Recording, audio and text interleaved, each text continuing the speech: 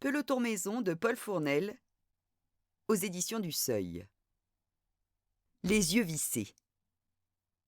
Le Tour de France a depuis très longtemps banni de son tracé les paysages délabrés, les usines fumantes, les quartiers périurbains, les ruines récentes et toutes les laideurs du monde. Le Tour sera celui de la belle France ou ne sera pas.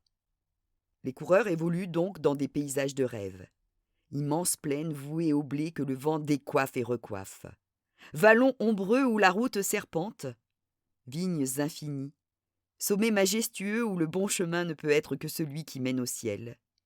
Villages de bois bruns et de rambardes rouges. Ruisseaux blancs, lacs immobiles. Châteaux, châteaux, châteaux. Du bleu, du vert et le gris varié des asphaltes, comme notes basses. Les coureurs pédalent dans un rêve de France. Un rêve parfaitement douloureux, mais un rêve. Et qu'en voit-il ? Qu'imprime-t-il derrière leur rideau de sueur ?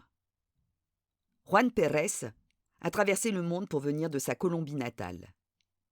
Depuis l'enfance, il est voué aux côtes et aux altitudes. Dans son pays, les routes taillent droit et haut. Les courses sont brutales. À ce jeu, il est un des meilleurs. C'est pour cette raison qu'il se retrouve dans le col de l'Izoarde, dont on lui a dit qu'il s'agissait du plus beau col de France. Il monte en tête seul. Depuis Brunissart, il a course gagnée. Plus de 5 minutes d'avance sur le second qui marque le pas dans la forêt.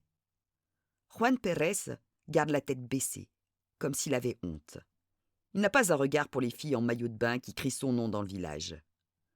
Plus haut, il sort de l'abri des arbres, prend le virage à droite et se lance dans le paysage sublime et lunaire de la casse déserte. Il ne bouge pas les épaules, il ne dodeline pas de la tête.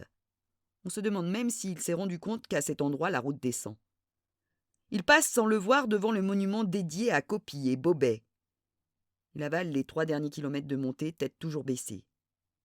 Sur la ligne d'arrivée, il lève très brièvement les bras au ciel pour faire voir son maillot et sa marque, mais il les baisse très vite pour, immédiatement, la ligne franchie, arrêter son chrono sur son ordinateur de guidon. La presse est aussitôt sur lui. On lui tend un micro. « Félicitations, fantastique journée dans le plus beau paysage du Tour. Comment vit-on une journée pareille ?» Très bien. J'ai accéléré dans la ligne droite de Brunissart et j'ai lâché le dernier qui était cuit.